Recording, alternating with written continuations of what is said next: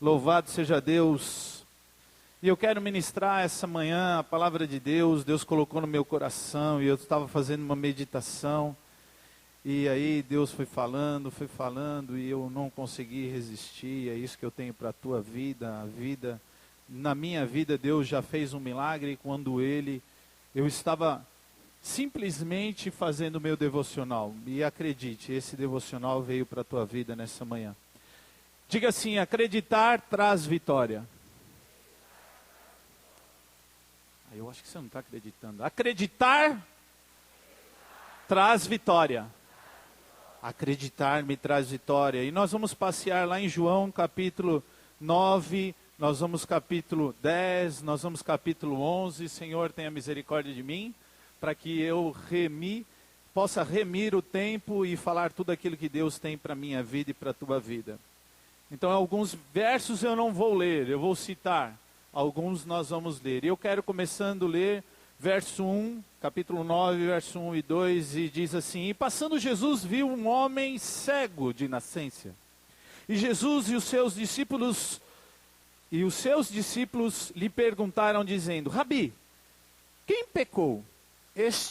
Os seus pais, para que nascesse cego? Então é importante olhar algumas coisas nesse texto. Jesus, ele está olhando para mim e para você de uma forma muito preciosa. E esses textos do capítulo 9, 10 e 11, eles se interligam porque é uma sequência de acontecimentos. Uma das coisas mais importantes para Deus é a família. Ele criou a família. Lá no Jardim do Éden, Deus criou Adão, depois trouxe Eva, agora crescei, multiplicai-vos e enchei a terra.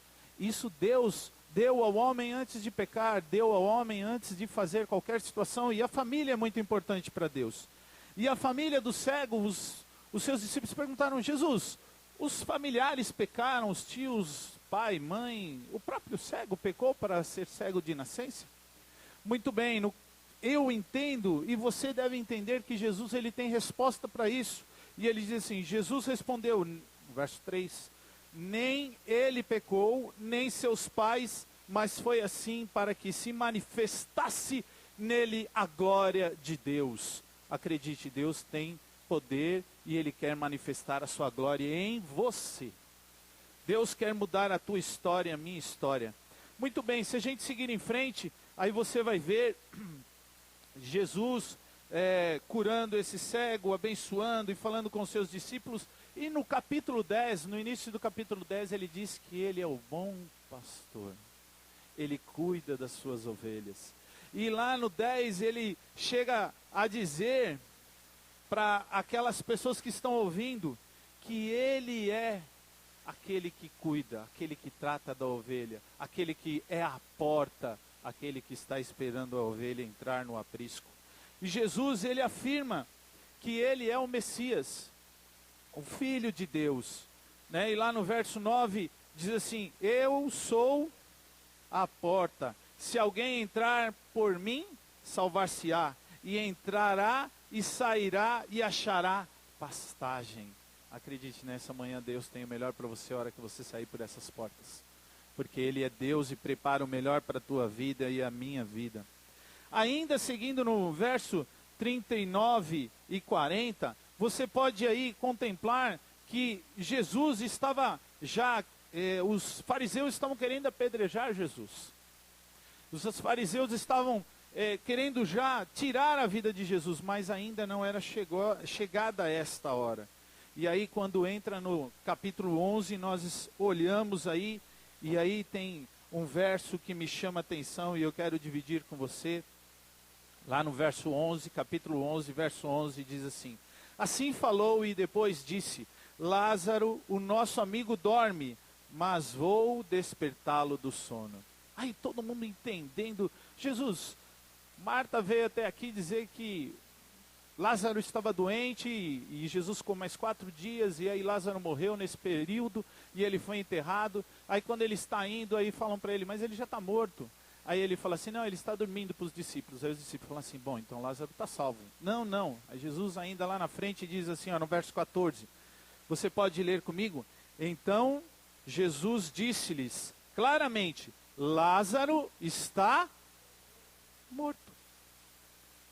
Então, por que nós vamos lá, Jesus? Por que nós vamos perder o tempo? Por que nós vamos perder o tempo de ir até lá? É exatamente algumas coisas que Deus tem para a nossa vida. Acreditar me traz vitória.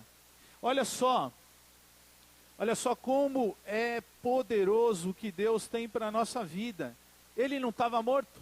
Estava. Mas Jesus disse que ele estava indo até lá para ressuscitá-lo, dar vida, despertá-lo do sono, como está lá no verso 11. Eu quero te dizer que há duas verdades, duas certezas nessa manhã. A primeira é acreditar. Diga aí, acreditar. Eu e você precisamos acreditar no poder sobrenatural de Deus. Deus, ele é poderoso. Jesus se importa com as suas necessidades, as suas aflições, os seus medos, as suas dificuldades. Aí você não acredita. Né? Marta chegou lá para Jesus, olha Jesus, se você for até lá, tudo vai acontecer. E aí depois Jesus manda tirar a pedra, e ela fala assim, mas ele está cheirando mal.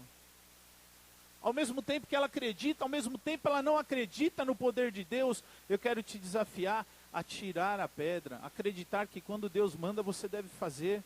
Acreditar que quando Deus manda, enchem, façam tudo o que Jesus mandar. Maria disse, quando Jesus foi transformar água em vinho, disse, façam tudo o que Jesus mandar. Ela acreditou. Você tem que acreditar, eu tenho que acreditar no poder de Deus. Sabemos que em meio à tempestade é difícil de acreditar. Quantos desertos você está passando? Quantas dificuldades você está passando na sua vida? O cego estava passando um deserto na vida. E Jesus teve misericórdia dele, ele acreditou e ele foi sarado. O Lázaro estava morto há 4 dias, já estava cheirando mal, já estava em decomposição. Mas Jesus tem um milagre, mesmo se você estiver sendo decomposto, mesmo se a sua vida estiver sendo destruída, Deus vai restaurar tudo. Cada célula, cada situação, cada sentimento, cada situação financeira da tua vida, Deus vai restaurar. Sabemos que hoje a perseguição dos crentes quase não existe declaradamente. Mas quantos de nós não somos pressionados diariamente? Como que eu tenho dado meu testemunho diante de Deus? Quais são as minhas aflições? Será que eu tenho medo? Tomé, lá no capítulo 10, né? Lá no capítulo 10, quando Tomé está diante de Jesus, ele fala assim, olha, é melhor a gente não ir não.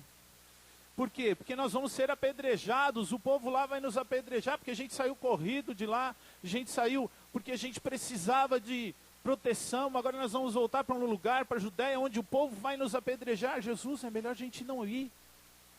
Talvez Jesus mandou você ir, você está com medo. Tire o teu medo, acredite no poder de Deus, acredite independente da tempestade, independente da situação.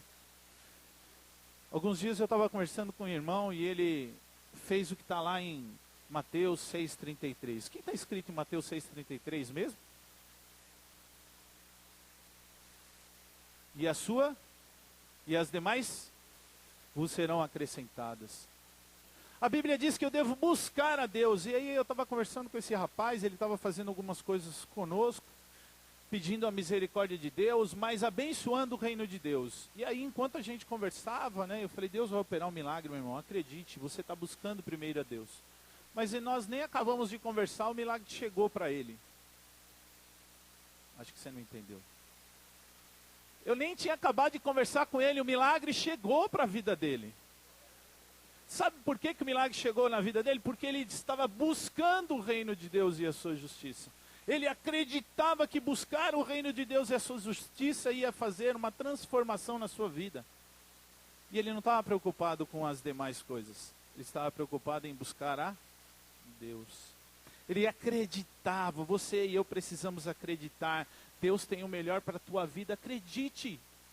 Não duvide que Deus tem o melhor para a tua vida. Sabe, muitas vezes eu deixei de acreditar. Eu ficava com dúvidas. Tinha dúvidas no meu coração. Mas eu preciso acreditar e você precisa acreditar. Diga aí, acreditar. A segunda verdade é acreditar que Deus se importa. Diga aí, importar. Deus se importa com você, meu irmão. Nós não dissemos aqui, glória ao Senhor, o autor e consumador da nossa fé. Ele se importa comigo, com você. Sabe, Jesus, ele veio ao mundo, foi colocado num coxo de madeira, onde os animais se alimentavam. Foi tratado como um rei num coxo. Só porque ele te amou, só porque ele te ama, só porque ele quer o teu melhor. Aí, como se não bastasse, ele foi crucificado no madeiro, sofreu todas as humilhações que um ser humano poderia sofrer. Sabe por quê? Porque ele te ama. Ele se importa com você. Você tem que acreditar que quando você estiver perto dele, ele vai fazer o melhor. Acreditar te traz vitória. Pastor, como é que pode me trazer vitória a meio tanto deserto? Eu queria te dizer que a Bíblia diz que o povo estava na Babilônia, do lado da Babilônia, vivendo um tempão na Babilônia. E sabe o que aconteceu com o povo? Saiu de lá rico. No meio do deserto saiu rico. Como é que pode isso, pastor? O povo acreditou na palavra de Deus. Eu quero que você acredite na palavra de Deus nessa manhã e saia daqui transformado, saia daqui vitorioso, saia daqui acreditando que o teu milagre está chegando, independente de qualquer situação. Você não pode perder o amor que Deus coloca no teu coração. Sabe o que mais me deixa impressionado? Quando eu falo com os adolescentes, me deixa impressionado que as famílias acham que os adolescentes são problemas. Mas eu queria te dizer que quando você pai, você mãe, ora ao Senhor, coloca o seu joelho no chão, o teu filho é transformado. Mas sabe o que está acontecendo? Os adolescentes estão orando pelos pais, que precisam de transformação, porque eles acreditam e sabem que Deus se importa com eles. A mesma coisa eu quero te dizer, acredite, Deus se importa com você e você vai ter vitória sim, porque o milagre de Deus vai acontecer na tua vida. Um dia eu fui agraciado com Deus, com a mulher mais linda da humanidade. A minha mulher, claro. Preciso, né? Ela não está aqui para me ver, que pena. Então, mas você pode contar para ela. Ela é preciosa, Deus me enviou, e aí eu olhei para ela e falei assim, bom, se você vai servir a Deus, eu vou com você para qualquer lugar, porque eu gostei de você. E aí aprendi a amar a esse Deus. E quando eu amei a esse Deus, ele me transformou, me tirou de um lugar pernicioso, de um lugar de trevas, e me deu luz. Sabe por quê? Porque eu acreditei. E eu quero que você saia daqui nessa manhã acreditando, porque acreditar traz vitórias.